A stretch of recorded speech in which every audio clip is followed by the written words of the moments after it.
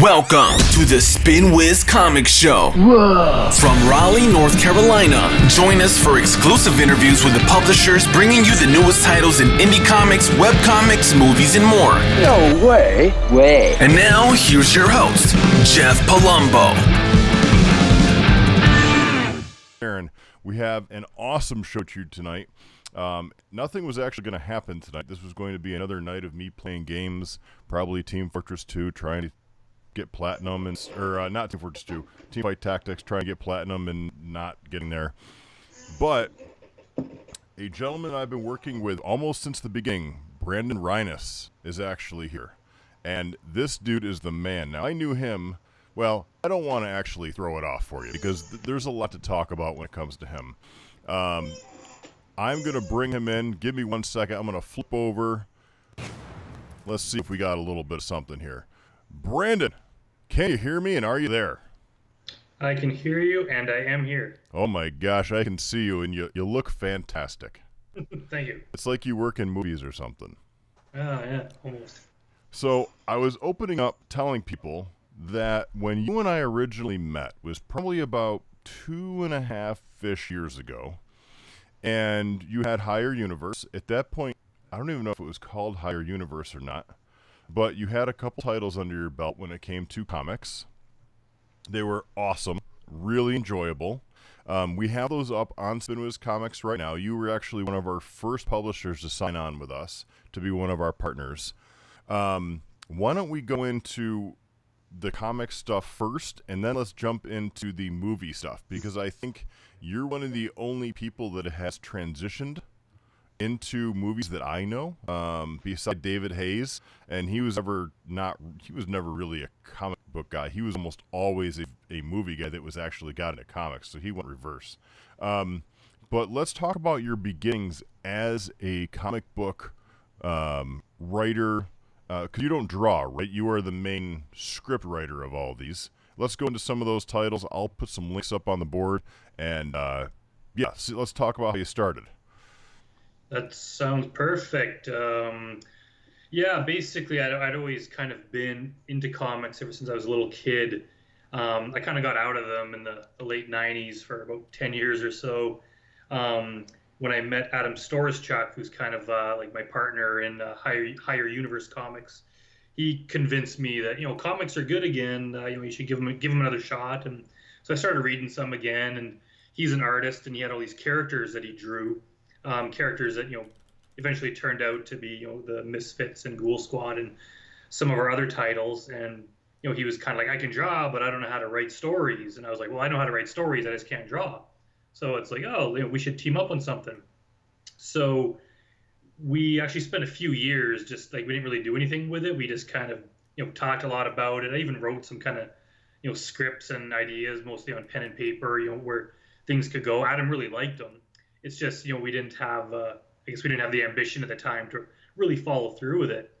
But then the day came, and I was just kind of like, well, what if we actually did this? We should try to make something for real. And I always had like a rough idea of how comics were made. Like, I knew the, pencils, inks, letters, and all that kind of thing, but I'd never done it. But I just decided, I'm going to figure this out. So we started with Stargirl, which is one that I created. And I just wrote the script for it. And then I kind of just went on the internet, found an artist, found a colorist, found a letterer. And, I wasn't exactly rich. So I just, I had a day job at the time. And every paycheck, I would just take, $100 of it, every paycheck, and use that to, pay the artist to do one more page. And then when they were done, I'd get one at a time, get them colored. So it took an entire year just to make that first comic. But I learned a lot about the process, and when it was done, I ordered a bunch of copies, and it was kind of cool to still like hold a finished comic I made in my hand. And that kind of gave Adam and I just the kind of the slap on the back or whatever to realize like, hey, we can get this done. If we could do it once, we could do it again. Mm-hmm. So we started selling the Stargirls, and then I started writing Stargirl 2, and then we started doing Misfits, and and then we added Ghoul Squad, and we kind of just developed this little system where we had artists from all over the world, and we would just have our books done, and we get them and sell them and put that money back into it. And, before you know it, we have a whole bunch of titles, and, we have fans and people seem to like of a lot of what we do. And how were you selling these? Because back when you first started, I mean, there was, from a digital platform perspective, there was only Comixology. And then it became, obviously, we jumped into the mix, and Drive-Thru was there and some other competitors. But how were you getting the word out? Because Kickstarter really wasn't a big thing back then. And obviously, were you just traveling like crazy to shows, or was it word of mouth and we have these? Yeah, it was honestly back in the day. It was actually kind of cool. Like it's strange, but the majority of our sales came from Adam just taking it around to bars in our city of Edmonton. He would just go kind of hang out in a bar for a night, drinking beer or whatever, and he just chat people up and like, hey, we make local comics. You want to buy one, $10. And people would be like, sure. And so he'd come home sometimes with like $100, $200 and be like, hey, here's some money. We sold a bunch. That's amazing. So some of that would just go into like buying, paying for the next page, and then we buy $100. We buy 10, 20 copies more of something, and we just kept repeating that, and we sold a lot that way. It's just or sometimes he'd be on the subway and just like chatting with some guy there, and like, hey, you want to buy this? Sure. And you ask enough people, and people kind of want to support it, and we did a few shows. We honestly never traveled for any. The farthest we went is Calgary, which is about 2-3 hours away from here. We went to a Comic-Con there, and it was okay, but we didn't really sell that much. I found we've done a lot better at setting up in comic stores. We just ask if we can come in, put up a table for a day, and they're usually pretty cool about that. Bookstores we've done. There's some other just places like craft places we've done. Sometimes they let us just set up on kind of like a busy street in the city and sell stuff there during we set up during a Pride parade a few years ago and got a lot of business there. Nice. Just being on a street near a busy area. And we got a little bit from digital. Comixology made some money from them and stuff. So it's really just came down to a hell of a lot of hustle. Yeah, and drinking, it sounds like, too, which I'm not against. I'm okay with that. Too is if you hit people up on payday when they're at a bar, usually they're had a bit to drink, they just got a paycheck, they're feeling pretty good.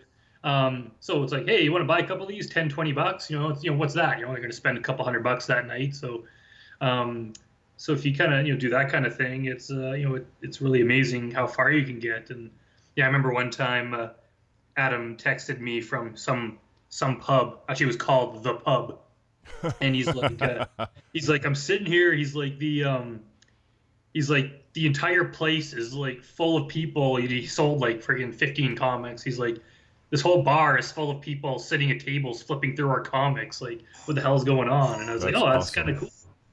That is awesome. And, since then with Spinwhiz, we have, let me go through a couple. We have Ghoul Squad. We have Misfits. We have The Boy with the Balloon for a Head, which is fantastic. We have Alley Cats, and we have Skull. Yeah. Now, if I'm not mistaken, we have Stargirl as well. Sorry about that. I forgot that we did have Stargirl. And then what we got into just recently was Mental Case.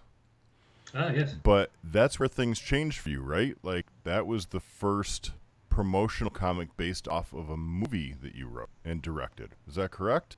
Yes. It wasn't really a movie. It was a web series. We did 3 episodes of it. But yeah, that's kind of that was like right around the turning point where I'm still making comics now, but it's kind of backed off a little bit just because the movie stuff is so expensive and takes so much time. Yeah.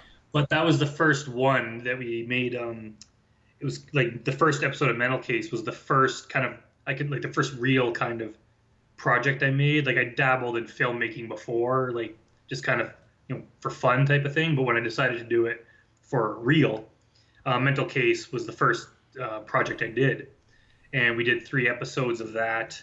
And the comic was kind of just like, I hate the word prequel because I generally hate prequels, but that's pretty much what it is. It's kind of, how the main character arrives where she's at in the first episode. And that was just, it was a way to kind of just bridge the gap and kind of, promote the comics with the web series and vice versa. I mean, it's awesome that you did that. So why don't you tell me, because you had been a comic book writer for years, And how did you, I mean, you said you dabbled in movies, but dabbling in movies and getting into a web series are two totally different things. You launched your own web series, and now you've done how many since then? I have long lost count. It's I've had well, I've probably I'd say 20 or 30 or 50, between 15 and 30 short films that I've either made myself or I've sold a script to someone else who's made it. I've done, a few web series things, a whole bunch of TV stuff and some reality series stuff that I've written.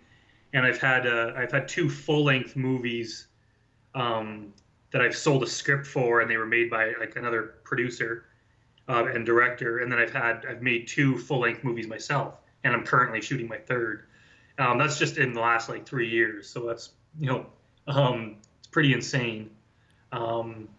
It just when I committed to it, I just like I'm gonna work harder than anyone. I'm gonna just I love doing it. I have so many ideas, and like I follow through and I do what I say. So I've just gotten a lot of stuff made, and I hope to get a lot more.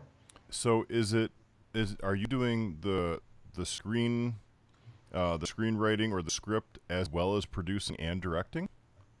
For most of them, yeah. There's been a couple projects I've done where I've just been hired to direct someone else's project, and a lot of times I get hired. I actually make most of my living just writing scripts for other people. Like at the moment, I'm hired to write a few comics for a guy in Australia. I'll sell short scripts. I get hired to write either short or full-length scripts.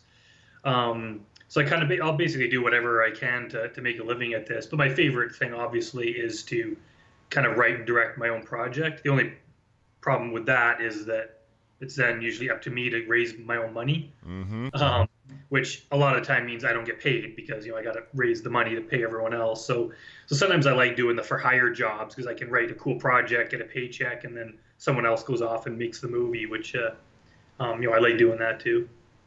Well, that's crazy. So let's talk briefly about what it's like raising money and capital for a comic as compared to like a movie or a short web series. Like, what is the difference in process? It's like the movies generally just cost way more. It's just kind of the way it is. Like with comics, like you can let your imagination go wild because, if you're say drawing something in outer space or with monsters or whatever, like it's not going to cost any more to draw that than anything else. So whatever the artist page rate is, that's kind of what you're in for. With a movie, you have to constantly worry about things like that. It's like, oh, you got gunfights, well, it's going to cost a lot. Car crashes, things like that I just can't do because we just haven't been able to raise that kind of money. So you always have to just kind of think about what do we have available to us versus what we can do versus what we can afford, and basically build a movie around that. Also with the comics, you can do it like I said before, where it's spread out. Like I have comics now that, we do a few pages and then it's like, I'm doing a movie, so I can't really pay for anything for a while. So we'll, wait a few months and then we'll pick it up again. And you can make a comic over a year or several years, and it all has one kind of consistent look.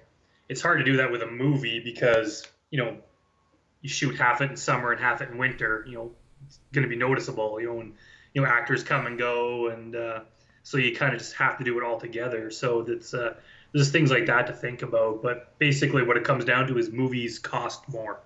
Yeah, and quite a bit more. And so when you're kind of discussing and going through scripting and stuff like that, and you're trying to find actors and actresses, so we know that, obviously the money is quite a bit different, but now you also have sourcing based off of talent.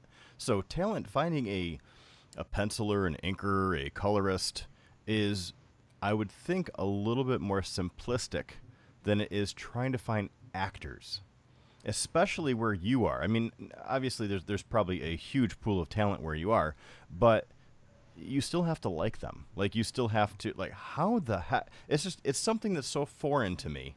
And I think foreign to a lot of people that are either in comics or, read comics, that there is this whole life of web experience coming out as well as movie experience that has parallels on how you book and how you raise money, but at the same time, it's completely and totally different. So what is that like, trying to find the right actor or actress for certain things? Honestly, like I hate auditioning. I mean, that's one of the biggest parts of doing movies. It's just like we just finished doing it for I'm Haunted, my horror movie I'm doing, and like, and a lot of it too, it's kind of like it's so hard to judge who's best because you'll have like 20 people audition for the same part, and kind of 8 or 10 of them are all, as I see, equally good. So it comes down to, it's like, well, how do you pick? And it's like some of them I already kind of know and consider friends.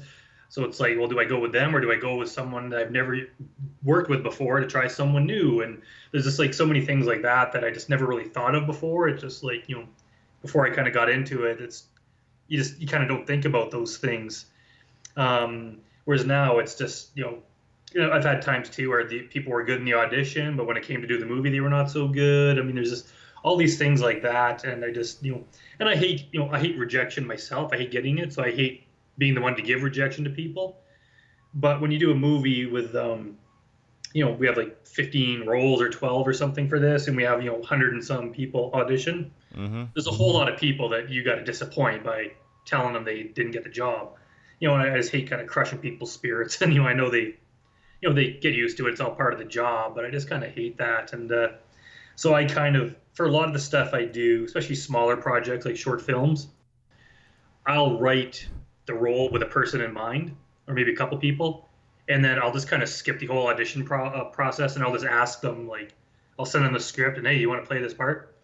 And that way it kind of just like, I already know who's good at it, and I'll kind of write the script based around their strengths. Mm-hmm.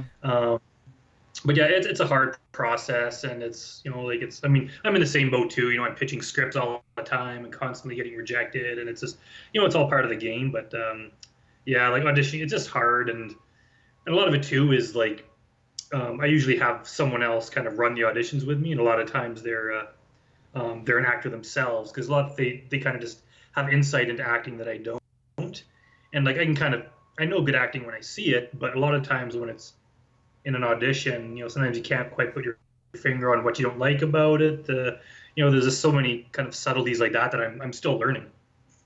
Yeah, I can't even imagine what some of the things are that you actually have to go through.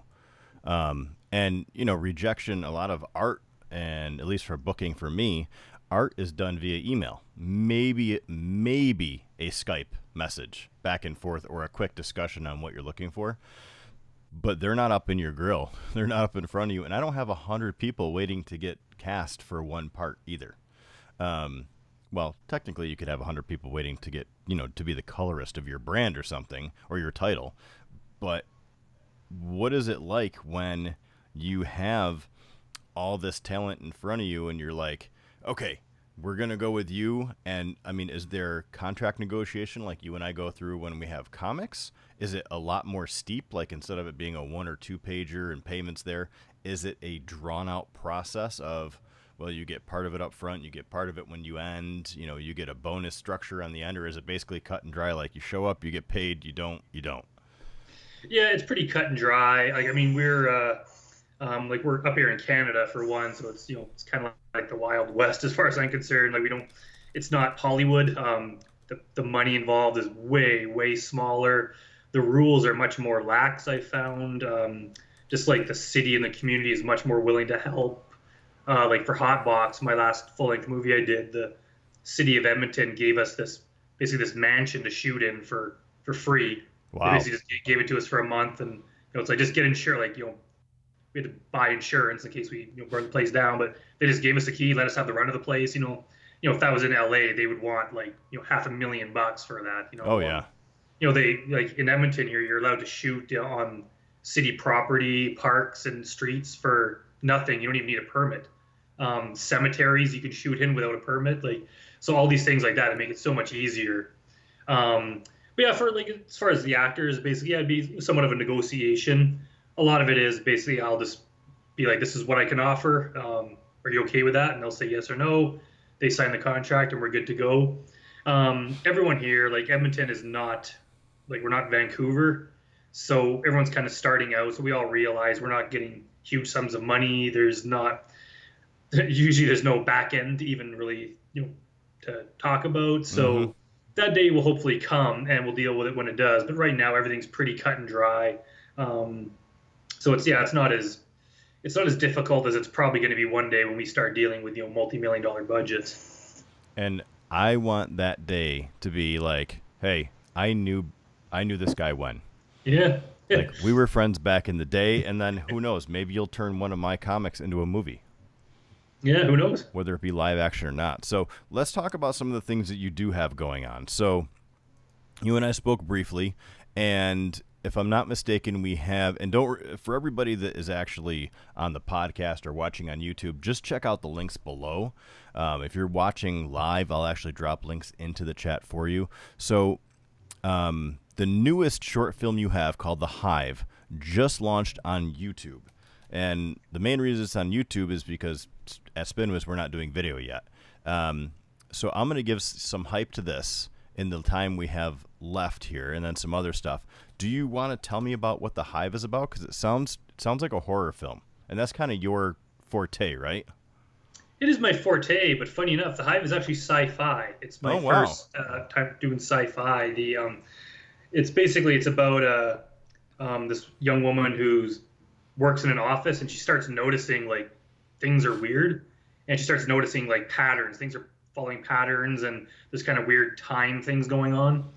And she eventually comes to realize when this new guy starts working there, and she knows him from somewhere, she remembers that it's actually they're plugged into it's called the Hive, which is like a collective subconscious. So basically it's set in the future, and it's kind of like basically like in your subconscious, time goes by quicker, so you can, if you want, you could plug into the system, and basically you'd be unconscious and you work in your subconscious, like, so it's kind of like the Matrix, where it looks like a real world, but it's actually a collective subconscious, and you can get a lot of work done. You get like weeks or months worth of work done in a couple days. Damn. However, it's heavily regulated because there's detrimental, health and mental kind of side effects with it. So these two main characters in it, basically they hack into the system so they can pull off some sort of corporate espionage job that they're doing. So that's basically what it's about. This one, I wrote and directed it, but it was actually created by a buddy of mine named Jeremy Whiteford. And it's kind of funny because Jeremy and I went to high school together, and I hadn't seen him in years, and maybe only seen him 2 or 3 times, in the last 20 years or so. But he kind of was following what I was doing on Facebook, and he messaged me one day and said, I got an idea for like a short film or a series or something. Do you want to meet to discuss it? So we met up, and he basically said, like, I'll put some money into it if you want to make this into a short film. And like, he knew nothing about filmmaking. He knew none of the people in the industry here. And, people pitch me stuff all the time, and, I'm kind of like, yeah. And like, it's people talk and they never follow through. But Jeremy actually followed through with it, right? We sat down, we did all the work, and he basically paid all the cast and crew, and he supervised the whole thing and actually got it made. So damn, it's kind of cool on his part. And since then he's hired me to write some more scripts for him because he wants to get those going. So he's all of a sudden he's become like a guy involved in the industry, which is pretty cool. But yeah, it was my first sci-fi. There was a lot of stuff that it's my first time kind of doing. I got so used to doing the horror and comedy stuff that it was nice to do something different. Yeah, but going back to the different, were you always a horror buff, or is that just like what kind of seemed to out of the projects you had? They're like, oh, there's another horror one. All right, I guess we'll do another horror one. It's a bit of both. Like, I've always, like, since I was a teenager, I've liked horror movies, and that's kind of where my mind goes. It's the kind of stuff I'm most excited about. So it just tends to be the ones that, when it comes time to pick a project to do, it's just I'm kind of biased towards those kinds of things. Well, stick with what you're good at, man. And that leads us into I'm Haunted, right? Or is it just called Haunted? It's called I'm Haunted. I'm Haunted. So that's coming out November 1st. I dropped the link to the Facebook page. Can you tell us a little snippet, your nice 15-second pitch about this movie? Because it looks like production quality is actually much higher than a lot of the other stuff you've done. Or maybe it's just the marketing around it. I don't know. Yeah, I'd say it's probably actually quite a bit lower because the other ones we have professional directors of photographies and we have higher end cameras. This is basically shot on my laptop Oh my gosh. and a phone. Yeah, it's a love found it. footage movie. It's kind of along the lines of Paranormal Activity. I'm sure people will accuse me of ripping them off, but it's different. But yeah, basically the main character Genesis, she thinks her apartment's haunted, or I guess it is haunted. So she begins a video blog to kind of document what's happening, just to kind of describe what happens, get her thoughts out, and some of the weird stuff she captures on video.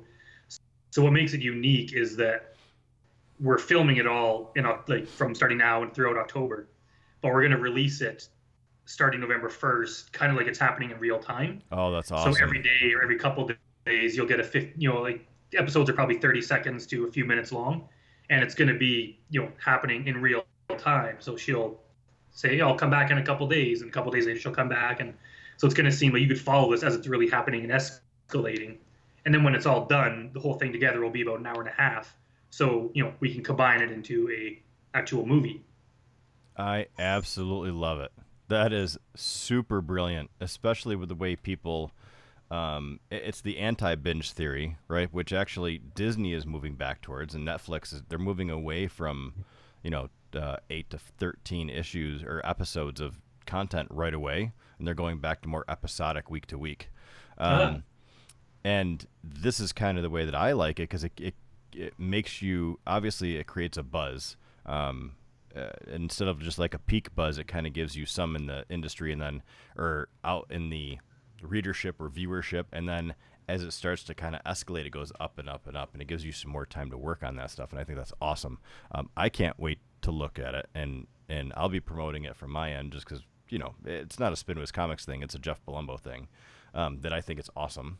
Yeah, thanks. So, I think like what makes it kind of unique too is like it's not going to be, every night at 7 p.m. It's going to be whenever the character has something happen. So sometimes you're going to be waiting and 2 days go by and there's no new update, and all of a sudden there's a new one, and oh my God, this scary thing happened, and then sometimes there might be two in a day. Sometimes it's in the middle of the night and she's in bed and something scary is happening, and so it's kind of like it'll be happening for real. And so I'm hoping people just set their notifications on, and when it comes time they'll want to watch it. I don't know what to expect. I've never done anything like this. It could backfire and no one's interested, or it could be mega popular. But I mean, we've got like it's only been posted for 3 weeks or a month, and we have like nearly 6,000 on the page. So there's a lot of people are seeing it and is getting excited about it. So I have a confident feeling that it's going to be pretty good. Yeah, that poor girl. Do you tell her what's going to happen, or do you just kind of like, hey, you have to be here, and just something happens and she has to react? Oh no, I got a full script written. Oh, okay. Some of it we make up as we go along. We'll add little bits in there, but the cool thing is, like, what's saving me a hell of a lot of money on casting crew is that it's just me and the actor right now. Mm-hmm. Basically, I'm the crew, so I'm kind of sitting off camera, and between the two of us, we're kind of doing all the little special effects and everything, and we have some other cast members that are going to be in it. We'll be shooting their stuff over the coming weeks, so it's a very innovative way of doing it, but it's kind of relaxing because making movies is a lot of pressure, and there's not 50 people on set, there's 2, so it's kind of like, yeah, let's go through it, keep doing until we get it right, and take a break for coffee and get back to it, and it's very relaxed, and the stuff we're coming up with is pretty damn cool as far as I'm concerned. I love it. So let's step away from, because we only have a couple more minutes, and I want to be cognizant of your time. What do you have coming up in the world of comics? I know we have from Action Lab, you have Chainsaw Reindeer. Yes. And I don't normally link out to Comixology, but for you, I'm going to. And it's more because Action Lab Comics and you. A lot of the guys from Action Labs are actually from, or when it began, were from North Carolina, right near where I was. So I try to hook them up every possible time I can. And since it's you, it's kind of like a double. So that link is in there on Comixology for Chainsaw Reindeer. Eventually, if we get them on the site in a partnership with Action Lab, we'll bring all of it in anyway, and then we can do this all over again. Yes. But what do you have in the world of comics that you can talk about that is either, besides Chainsaw Reindeer, that is either coming out or stuff you're working on for Higher Universe, or what? What do you got going on? Yeah, Change Rated. That's the biggest one I got out, and that's also my first comic that's released by a bigger publisher that I didn't self-publish. So that's kind of cool. I do have it's a horror comic, and it's what I call like live action comic, where we hired actors, hired a photographer, and we took pictures of the actors acting out the scenes, and then we're arranging those pictures into panels. So it'll have word balloons and stuff, but it'll be actual pictures of real people. Love it. So we have a comic called The Nothing Man. It's a horror. We've been working on it for over a year now, and actually the young woman Skylar Radzian, who plays the main character, she's actually moved to Vancouver, and she's on Supernatural now as a recurring character. Oh my gosh! She's been on 100, and she's doing super good out there. She's been on some big projects too. So it's just one of those things where I got a whole bunch of stuff on the go, and I haven't been able to finish it because don't have the money or whatever. But we're basically got all the pictures taken, and I think we're like 4 pages away from the end of just getting the pages laid out, and then I got to get it lettered. So I'm hoping by the end of this year it'll be out because it's pretty cool. That is awesome. We have one called Kill Rabbit, which is Adam Storschuk came up with that. It's kind of basically a harder core version of Usagi Yojimbo type of thing. It's a humanoid rabbit who's like a kind of like a killer type of hitman kind of guy. We're a few pages into that. It's going pretty well. We're almost done the new episode of Ghoul Squad because I got fans of that people have been harassing me for like 2 years now to finish it. And yes, I think we got one more page to color, and then I got to letter it. So hopefully this year, early next year, it will be out. So those are the main ones. I want to get the new issue of Misfits done. I'm probably going to change the title just because there's too many other things out there named Misfits. But we're at issue 5, and as soon as we get issue 6 done, then we have enough. We're going to release a trade paperback. So I'm kind of eager to get that done. Yeah, well, let me know. We can drop it in for sale only on Spinwhiz, and both we'll have print on demand in the next month. Nice. So we'll be able to get a whole bunch. You get your ISBN, we'll take care of it from there, which will be cool. Awesome. Well, listen, man, I know that this is late for you. I appreciate it. You and I haven't been able to talk in a long time because you've been so busy, and I've had a couple things going on as well. I appreciate you being here. It's been great. I keep following you online, and I think you see all the times I like and try to message you and just try. Oh yeah, I appreciate your constant support. It's it's great. It's awesome knowing that you have my back. I always do, and that's only. I mean, obviously it's because we're partners, but the other piece is I'm a fan as well of what you do, and it is difficult to find some. I mean, I guess I work with a lot of great people. But to be a fan of what you are trying to do and doing the cross industry, I have mad respect for because I don't think I could do it.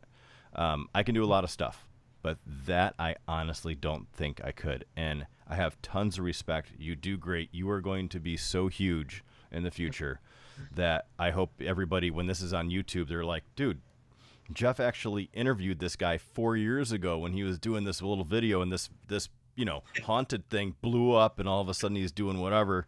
He's hanging out with James Cameron. You better invite me if you ever meet Mark Hamill. I want an invite. I hope you're correct. Yeah.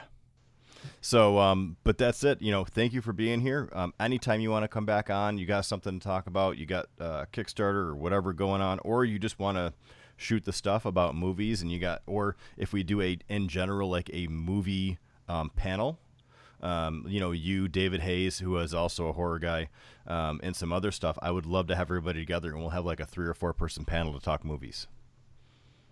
Sounds good. Awesome, man.